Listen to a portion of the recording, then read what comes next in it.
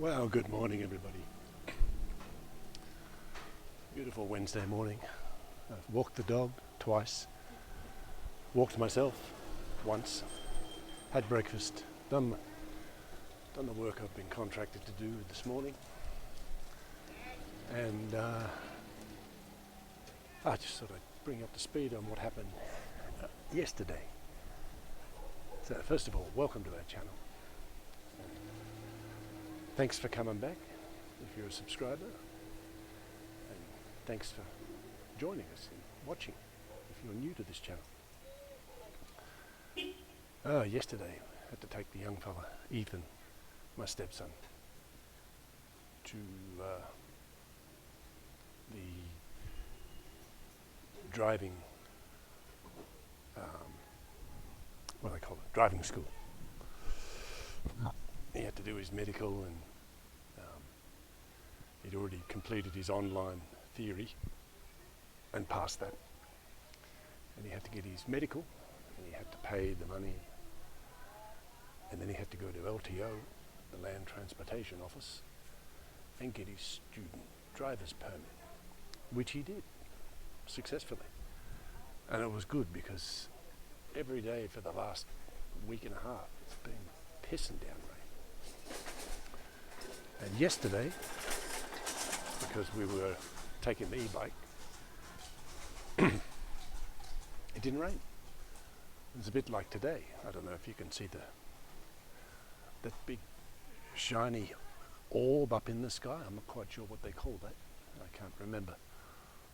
Some sort of UFO or UHO, unidentified hovering object. So yeah, the one day that we had to go to Zapote and then Las Piñas, didn't rain, which was a bonus. So yeah, it was a good trip. It took 53 minutes to get there, no traffic. They're doing roadworks in a couple of spots, as usual, but there was no traffic. It was a great trip. And when we got there, he was complaining that his hips were sore because I'm slightly wider than your average Filipino. And he's not used to back riding behind somebody who's so wide. I'm not fat, I'm just big. I'm a big boy. So on the way home, we split the journey into two. We stopped off at KFC, had some lunch, and then motored on home. So he's happy now. He's got his student permit. He's got to go and do his practical lessons. I think 8 hours in each. I'm not sure if he's going to do car as well. He should do car. Why not? Get it on your license. Then that way, if you ever need to drive a car, well then, in an emergency. When I learned to drive, I learned to drive in a manual. Automatics were for rich people. Not many. It's only things like Mercedes and Jags and the Statesmans and the LTDs that had automatics. When I was learning, you could get an option of an automatic in your average standard saloon car, if you wished, but it was an option.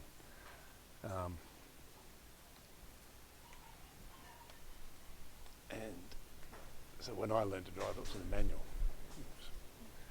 I always figured, you're better to learn in a manual. That way, in an emergency, if the only vehicle you've got to take someone to hospital in is in the manual, you're covered. But if you learn to drive in an automatic, and the only vehicle you've got somebody to take the hospital in is a manual, you're fucked. So yeah, I learned to drive. The first car I drove was a 1967 Mini Cooper. That was the first car I ever drove. And I was about, what was I in? first form. So I would have been 13, and I was about 6'2" when I was 13, from memory. I know I was taller than 6 foot.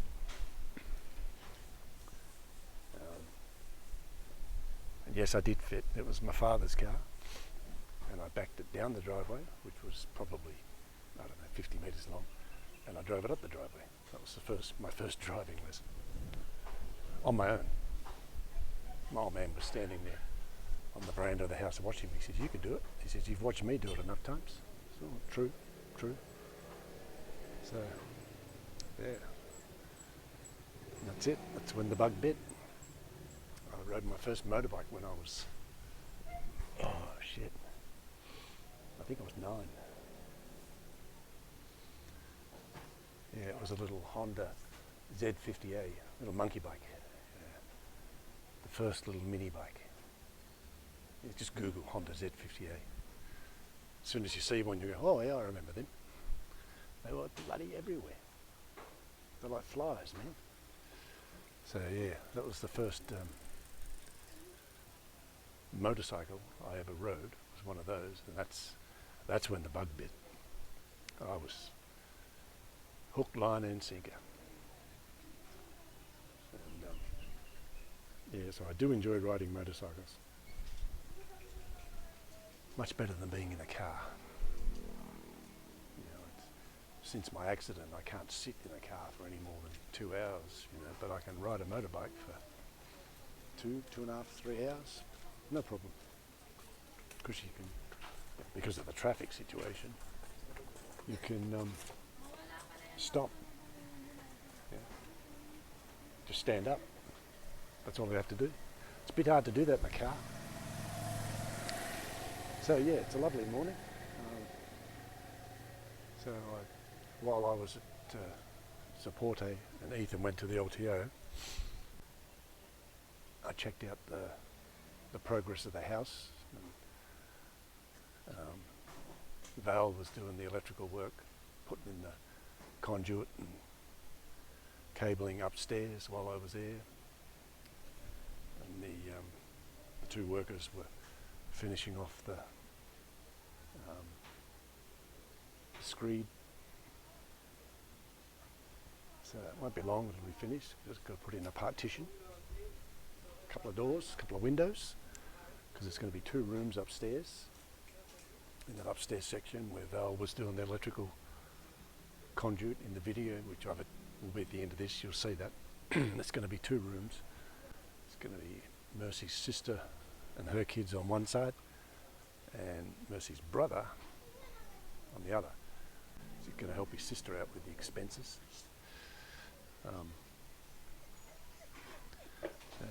Dog wants to come out for another walk again.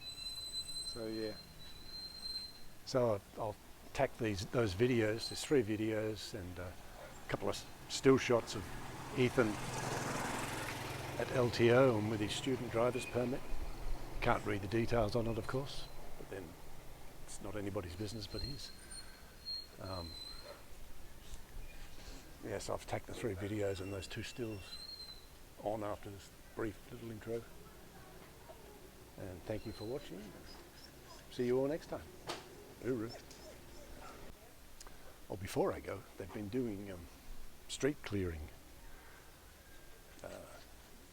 all around the barangay, and by that I mean, like you're not supposed to park any vehicles in these streets or on the main road. They have one side parking only, and it changes daily. Like today it's on the far side.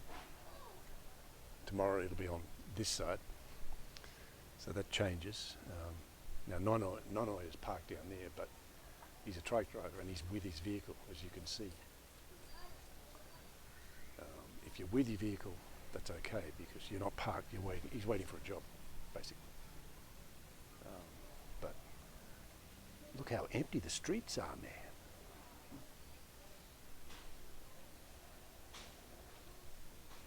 Haven't seen them like this since I've been here. And it's like it all around the barangay where I walk. So